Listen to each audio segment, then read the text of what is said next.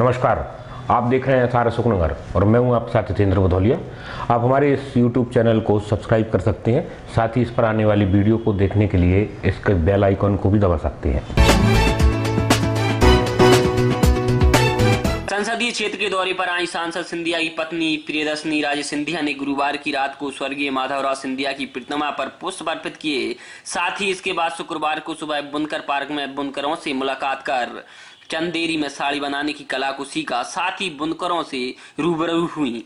लोगों ने सांसद सिंधिया की पत्नी को साड़ी देकर अभिनंदन किया। इसके बाद शासकीय माधव महाविद्यालय में आयोजित छात्र संवाद में छात्र छात्राओं से सीधे संवाद किया।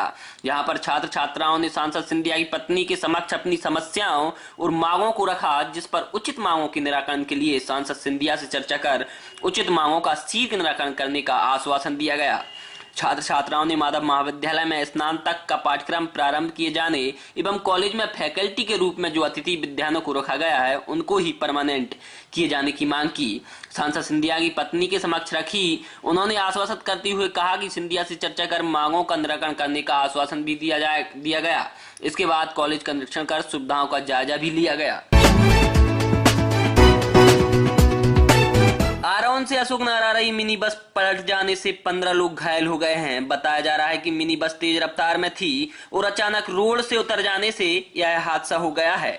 हालांकि बड़ा हादसा होने से टल गया है, ना कोई गंभीर घायल हुआ है। पूछो कहाँ से आप आ रही थी और क्या हादसा हुआ?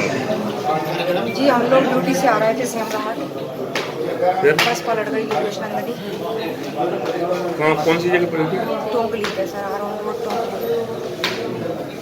उसमें आपको चोट हाथ में चोट आई है सर मेरे। बस किस कारण पलटी है और कितनी सवारियां बस तेज रफ्तार से चल रही थी और छोटी बस लाए थे ये लोग। पहले क्या है, अलग बड़ी बस आती थी, ये लोग अभी पीले कलर की योगेश नंदन नाम है बस का, और वो नया ड्राइवर है, बदलते रहते हैं ड्राइवर का।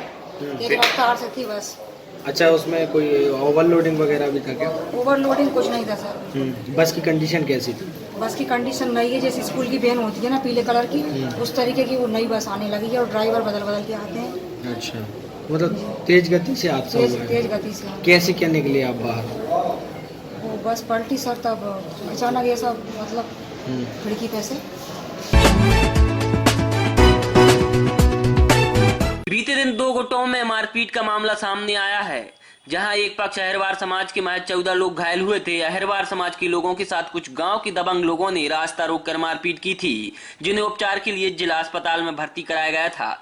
जिसके बाद से अब तक दबंगों पर पुलिस द्वारा कोई कार्रवाई न होने पर सभी लोगों द्वारा आज एसपी के नाम एक ज्ञापन सौंपा है, जिसमें मारपीट करने वाले लोगों पर कार्रवाई करने की मांग की है। अच्छा ये है कि वहाँ से जो माधो सिंह और राजीव और मलखान सिंह, इनके घर के आगे से रास्ता है जो हमारे खेतों के लिए जाती है, तो वहीं से हम लोग सब निकलते हैं, खेती बाड़ी के लिए जाते हैं। तो वहाँ से निकलते तो वो बोलते हैं कि यहाँ से चप्पलें उतार के निकला करें और मतलब अनगलत गाली देते हैं। जाति सूचक गालियों से हमें रोज़ बिल्कुल हर व्यक्ति को बच्चे को भी कहते हैं जाति सूचक गालियाँ देते हैं, इधर से निकला करे और तुम्हें हम भगा देंगे, ज़मीन छुड़ा लेंगे, रोज़ धमकियाँ देते हैं। और उन्होंने 20 तारीख की शाम को हमारे व्यक्तियों को मारा, वहाँ पर रोका, गाड़ी से निकलते हैं तो बच्चे कहते हैं कि गाड़ी से उतर के भगा के निकला करे, इधर से कोई महिला नहीं निकलेगी चप्पल पहन के। कितने लोगों को मारा?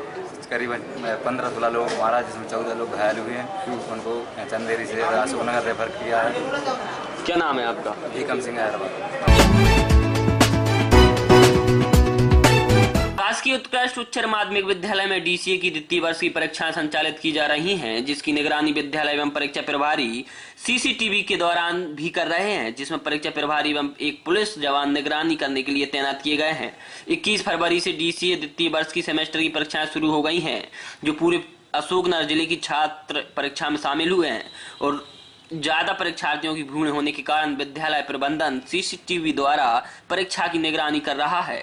बीते दिन एक परीक्षार्थी नकल करते हुए भी पाया गया था, जिसका प्रकरण भी परीक्षा प्रभारी द्वारा बनाया गया था और डीसीए की परीक्षा से वंचित कर दिया गया था, जिसके बाद सभी छात्रों की निगरानी सीसीटीवी के द्वारा भी की जा रही है। आज की परीक्षा में 230 डीसीए के छात्र परीक्षा में बैठे थे। अगले दिन 619 छात्र परीक्षा में बैठेंगे और डीसीए की परीक्षा देंगे। इसी क्रम में 27 फरवरी तक ये परीक्षाएं चलेंगी।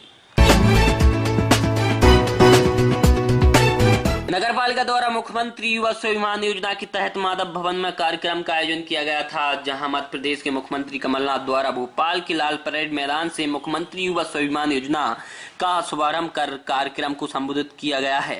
शहर के लगभग 1300 युवाओं ने इस योजना का लाभ लेने के लिए ऑनलाइन पंजीयन कराया था, परंतु कार्यक्रम में युवा पहुंचे ही नहीं और पूरी कुर्सियां खाली पड़ी रहीं। नगर पालिका द्वारा मुख्यमंत्री युवा स्वाभिमान योजना में जिन युवाओं ने पंजीयन कराया था, कार्यक्रम में नगर पालिका द्वारा युवाओं को पंजीयन का स्वीकृति लेटर प्रमाण पत्र वितरित किए गए थे। प्रमाण पत्र लेने सिर्फ 2 ही युवा कार्यक्रम में पहुंचे, जिससे कार्यक्रम में युवाओं को बैठाने जो कुर्सियां लाई गई थी वो पूरी खाली पड़ी रही हैं, जिससे कार्यक्रम असफल रहा। 1300 युवाओं ने इस योजना का लाभ लेने के लिए ऑनलाइन पंजीयन तो कर दिया और भोपाल से में से 520 युवाओं का भोपाल स्तर से चयन भी हो गया, परंतु युवा कार्यक्रम में पहुंचे ही नहीं। मुख्यमंत्री युवा स्वाभिमान योजना में युवाओं को 100 दिन का रोजगार मिलेगा, इसके साथ ही उन्हें ट्रेनिंग भी दी जाएगी। युवा 100 दिन तक नगर पालिका में 7 से 8 घंटे कार्य करेंगे, जिसमें 4 घंटे ट्रेनिंग होगी और 4 घंटे ऑफिस या नगर पालिका क्षेत्र में आने वाले कार्य करेंगे। युवाओं को 100 दिन का 4000 प्रति माह के हिसाब से रोजगार भत्ता भी प्राप्त होगा। कांग्रेस सरकार ने रोजगार भत्ता दिलाने की जो वचन पत्र में मांग की थी, उसका सरकार ने मुख्यमंत्री युवा स्वाभिमान योजना का शुभारंभ कर अपने वचन को पूरा किया। योजना प्रभारी विक्रम जैन कहते हैं कि इसमें कोई टारगेट नहीं रहता कि कितने युवा कार्यक्रम में या इस योजना का लाभ ले रहे हैं, परंतु पंजीयन कराने के बाद सीधा पंजीयनकर्ता को ही भोपाल से चयन होने पर सीधा मैसेज मिलता है और नगर पालिका में आकर ट्रेनिंग ले सकता है। लोकल स्तर से पंजीयनकर्ताओं का चयन नहीं होता, इसमें सभी युवाओं को बेरोजगार भत्ता भी दिया जाएगा। 12 फरवरी 2019 से इसके पंजीयन प्रारंभ हुए थे। लगभग 20 फरवरी 2019 को हमारे पास 650 आवेदन आए थे, जिसमें प्रशिक्षण की व्यवस्था ITI और प्रधानमंत्री और मुख्यमंत्री युवा केंद्र कौशल विकास केंद्र के द्वारा जो जानकारी भोपाल दी गई है, उसके अनुसार हमारे पास 538 लोगों की सूची प्राप्त हुई है, जिन्हें हमें रोजगार देना है और प्रशिक्षण देना है।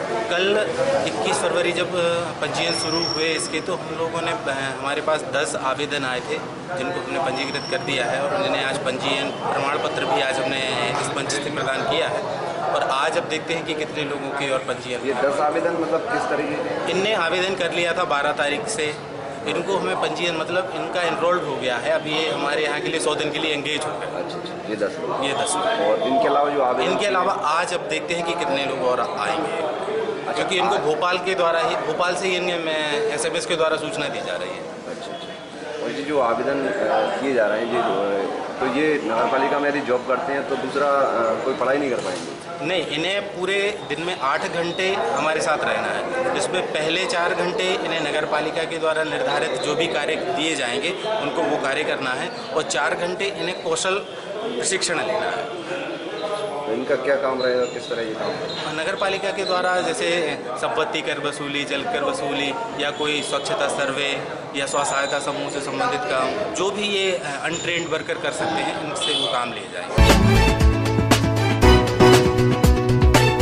प्रदेश रोड कॉरपोरेशन विभाग की लापरवाही के कारण चंदेरी नया बस स्टैंड से पिछोर रोड बाईपास मेघासन मंदिर तक लगभग 1.5 किलोमीटर की सड़क गड्ढों से भरी पड़ी हुई है। खास बात यह रही कि इन्हीं गड्ढों के ऊपर से क्षेत्र के दौरे पर आई सांसद सिंधिया की पत्नी का भी आगमन हुआ। सड़क पर गड्ढों की जगह जगह भरमार पड़ी हुई है। इस सड़क पर वाहन चलाना तो ठीक, पैदल चलना भी दूभर हो गया है। 1 घंटे से वाहन निकलते ही पूरी सड़क धूल के गुब्बारों से भर जाती है। यही नहीं, इसके अतिरिक्त सड़क के पास कई दुकानें भी हैं जिसके अंदर धूल भरती रहती है, जिससे दुकानदारों का सामान धूल से खराब हो जाता है। प्रदेश की पूर्व मुख्यमंत्री भी इस घटिया सड़क से कई बार गुजर चुके हैं। प्रदेश के पूर्व मुख्यमंत्री शिवराज सिंह चौहान मध्य प्रदेश की सड़कों को अमेरिका की सड़कों से बेहतर बताने की बात करते हैं, लेकिन चंदेरी शहर की जमीनी हालत कुछ बखूबी ही है जो है सड़क बयां कर रही है। लेकिन सड़क निर्माण को लेकर आज तक किसी का ध्यान इस ओर नहीं गया और स्थिति जस की तस बनी हुई है। पूरी सड़क पर जगह जगह गड्ढे पड़े हुए हैं और इन गड्ढों से वाहन चालक कई बार गिरकर घायल भी हो चुके हैं और कई बार गंभीर हादसे भी घटित हो चुके हैं। और पूर्व में भी इस सड़क पर कई दुर्घटनाएं भी गंभीर घटित हो चुकी हैं। इस सड़क के ऊपर से प्रियदर्शनी राजे सिंधिया का काफिला भी गुरुवार की रात को गुजरा तो सड़क के चारों तरफ धूल ही धूल के गुब्बारे उड़ते हुए नजर आए। क्या ऐसे ही मध्य प्रदेश रोड कॉरपोरेशन विभाग की यह सड़क भ्रष्टाचार की भेंट चलती रहेगी? क्या चंदेरी वासियों को इस सड़क निर्माण की सौगात मिल पाएगी? यह सोच से परे है। निर्वाचन आयोग के निर्देशानुसार आगामी लोकसभा के लिए मतदाता सूची का अंतिम प्रकाशन कलेक्टर एवं जिला निर्वाचन अधिकारी डॉक्टर मंजू शर्मा द्वारा मान्यता प्राप्त राजनीतिक दलों के प्रतिनिधियों की उपस्थिति में 22 फरवरी को कलेक्ट्रेट सभा में आयोजित स्टैंडिंग कमेटी की बैठक में किया गया।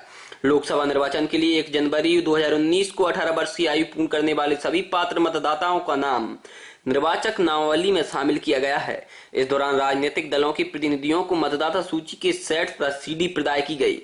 कलेक्टर एवं जिला निर्वाचन अधिकारी डॉक्टर मंजू शर्मा द्वारा बताया गया कि आगामी 2 एवं 3 मार्च को जिले के सभी मतदान केंद्रों पर बीएलओ की उपस्थिति में विशेष अभियान चलाकर ऐसे मतदाता जिनके नाम मतदाता सूची में जोड़ने से रह गए हैं उनके नाम मतदाता सूची में जोड़े जाएंगे। बैठक में अपर कलेक्टर एवं उप जिला निर्वाचन अधिकारी श्री भूपेंद्र गोयल तथा मान्यता प्राप्त राजनीतिक दलों के प्रतिनिधि उपस्थित थे। मतदाता सूची के अंतिम प्रकाशन के उपरांत ऐसे मतदाता जिनके नाम किसी कारणवश छूट गए हैं उनके नाम मतदाता सूची में जोड़े जाने के लिए आगामी 2 एवं 3 मार्च को जिले के सभी मतदान केंद्रों पर विशेष अभियान चलाकर जोड़े जाएंगे। इस आशय की जानकारी कलेक्टर एवं जिला निर्वाचन अधिकारी डॉक्टर मंजू शर्मा ने शुक्रवार को कलेक्ट्रेट सभा कक्ष में आयोजित पत्रकार वार्ता के दौरान दी। बैठक में अपर कलेक्टर एवं उप जिला निर्वाचन अधिकारी श्री भूपेंद्र गोयल, सहायक संचालक जनसंपर्क श्री SM सिद्दीकी सहित इलेक्ट्रॉनिक एवं प्रिंट मीडिया के प्रतिनिधि उपस्थित थे। कलेक्टर एवं जिला निर्वाचन अधिकारी डॉक्टर मंजू शर्मा ने कहा कि किसी भी मतदाता के लिए आवश्यक है कि उसका नाम संबंधित क्षेत्र की मतदाता सूची में दर्ज हो। उन्होंने बताया कि भारत निर्वाचन आयोग द्वारा 22 फरवरी को मतदाता सूची का अंतिम प्रकाशन किया गया है। जिले की तीनों विधानसभाओं में मतदाता सूची के अंतिम प्रकाशन की स्थिति में कुल 5,52,114 मतदाता हैं, जिनमें से 2,94,071 पुरुष मतदाता तथा 2,58,030 महिला मतदाता तथा 13 थर्ड जेंडर मतदाता शामिल हैं। साथ ही जिले में 64 सेवा मतदाता हैं। जिले की तीनों विधानसभा क्षेत्रों के लिए 765 मतदान केंद्र बनाए गए हैं।